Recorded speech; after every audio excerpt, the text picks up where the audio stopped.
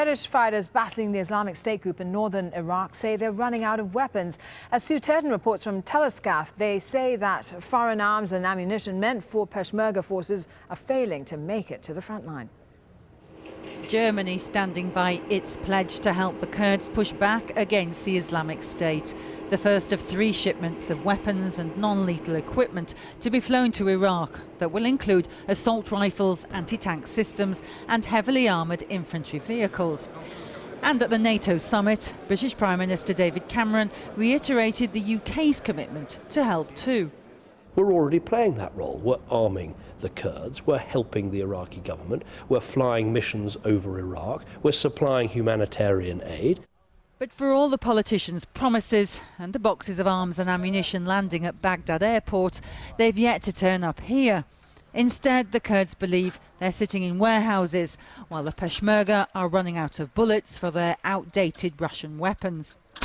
The policy of the previous Iraqi government was to keep the Peshmerga in a situation that's not too strong. We here in Kurdistan, we are afraid that the same policy is still the same, and there will be attempts to keep the weapon in Baghdad or not to send them to Kurdistan.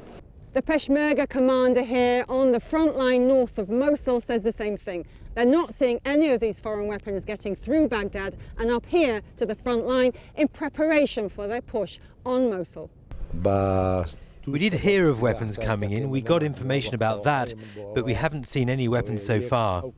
The Iraqi government has insisted that all foreign shipments must go through Baghdad in respect of Iraqi sovereignty.